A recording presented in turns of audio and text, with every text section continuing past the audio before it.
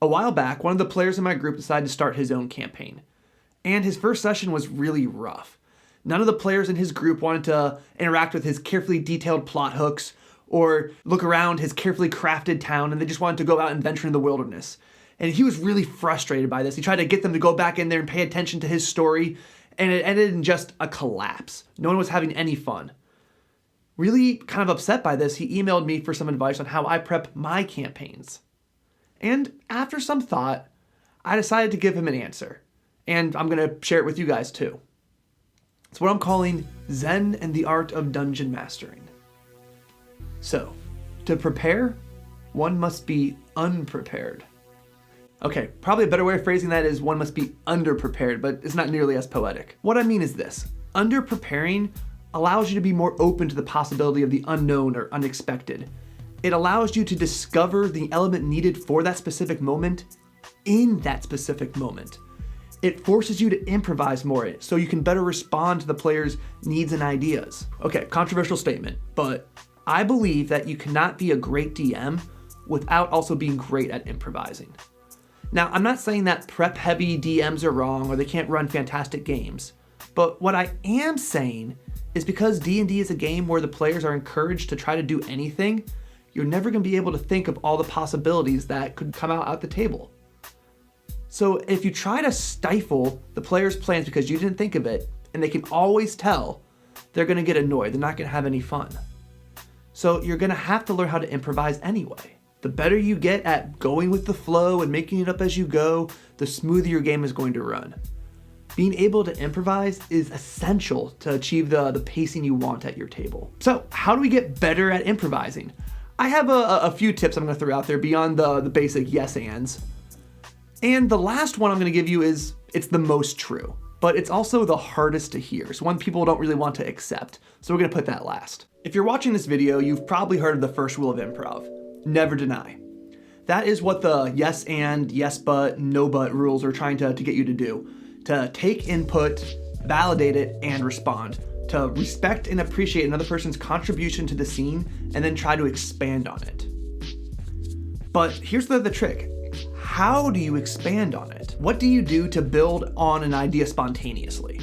And this is the purpose of the second rule of improv. If this, then what? Okay, in all forms of improv, things are gonna deviate from the expected. It's sort of the nature of the beast. And this is especially true for D&D, where the world is literally magical and fantastic and unexplainable. Being able to ask yourself, if this is true, then what else is true? And being able to provide answers lets you add on to the scene in a plausible way. Answering this question is a tool that lets you add layers onto the narrative. And giving yourself permission to be surprised by these answers is one of the most liberating things you can do as a DM. Okay, so I like art, right? And I'm gonna tell you that it's a lot harder to paint on a blank canvas than one that already has a purpose assigned to it. Imagine, I bet this is true for most folks, imagine if I handed you a blank piece of paper and said, draw something. I think a lot of people, their minds would just go blank. Now, instead, imagine if I handed you a piece of paper that already had some lines scribbled on it and told you to expand. Well, that's a lot easier. The point is, having a structure, having a framework gives you the space needed to create something. That's why if you watch like Whose Line Is It Anyway, they never say, okay, go on stage and make us laugh. They always give them a game or a context or a scene, something which they can build within. What this means for our D&D game is that we need fertile ground. We need to create a structure around which we can form our improv. So something that I do to create real fertile ground for improvisation is I really understand the NPCs in my world. I know their goals and their worldview, and more importantly, how their goals conflict with the PCs and how their worldview contrasts with the PCs. Having a real understanding of motivation helps you create NPCs that are not just dialogue trees or quest givers. Really understanding the denizens of your world's point of view and their needs allows you to improvise responses in a way that's natural without having to rely on scripts. And of course, the most important NPC to do this with is the villain. The villain's goals should be the one most in conflict with the PC's goals. The villain's worldview should be the one that holds the starkest contrast to what the PCs believe.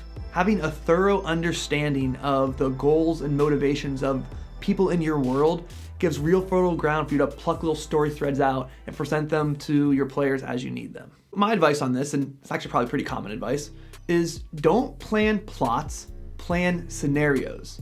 Plots are when you know the setup and all the possible outcomes. Scenarios are when you just know the setup, you just know the inputs, and haven't really figured out what's going to happen next. Because you cannot know all the possible actions the PCs are going to take, you can't know all the possible outcomes of the setup anyway. If you try to have a plot, when it takes an unexpected turn, and it will, you're either going to have to force the PCs back into your plot such that their actions didn't matter, or you're going to have to make one up anyway, make up a new outcome, only you weren't prepared to have to make something up, you're caught off guard. If you force the PCs back into your plot, they get annoyed. And they should. You are robbing them of their agency. You're telling them that your story that you prepared is more important than their story, than the story the group is trying to tell together. So you have to make the outcome up.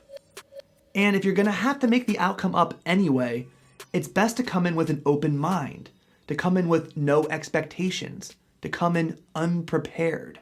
Next big piece of advice is the only session you should be preparing for is the next session. You'll drive yourself mad trying to figure out what the campaign's gonna look like 3 or 4 sessions from now, especially if you try to plan for all possible outcomes. Or if you force the adventure to go one of those ways, the PCs will get really frustrated because their actions don't matter.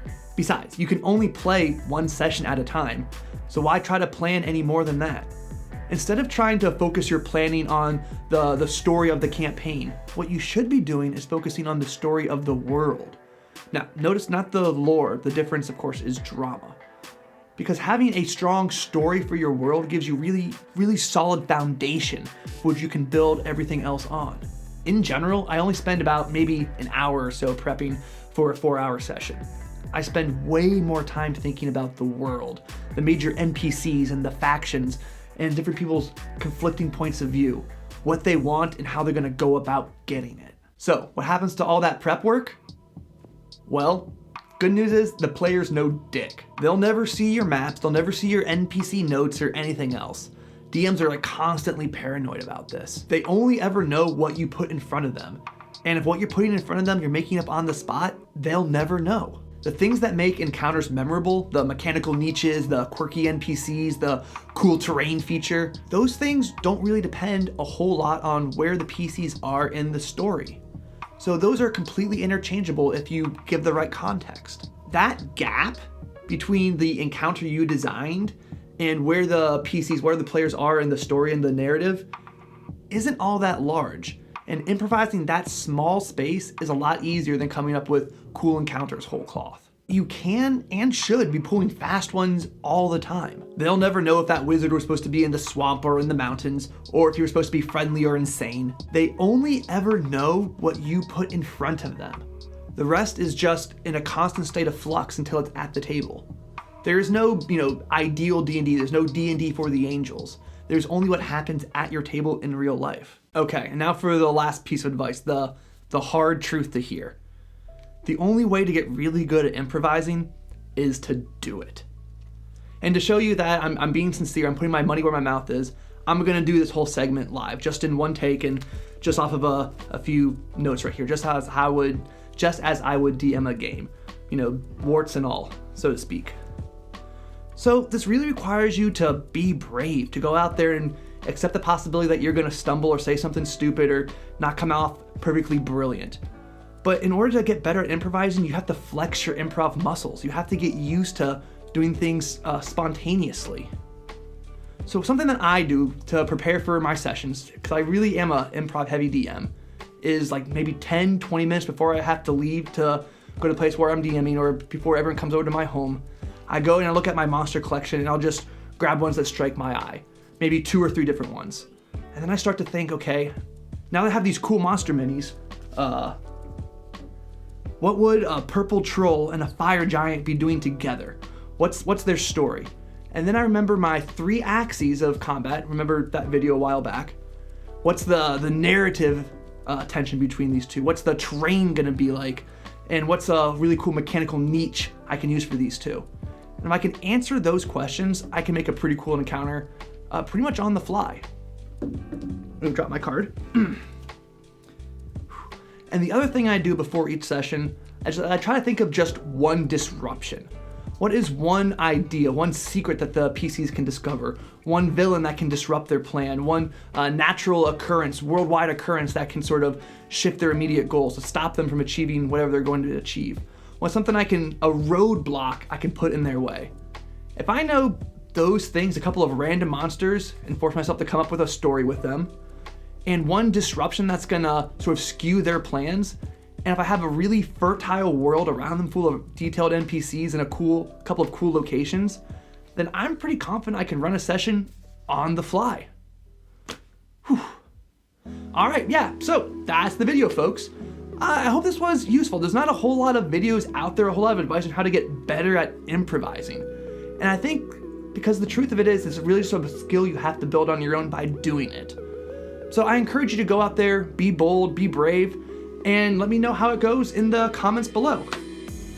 So I emailed my friend back to see how his second session went, how my advice to be underprepared went for him. His response was, "Oh, it went great. I just prepared a whole lot more." And they had a good time. So take everything I say with a grain of salt, I guess.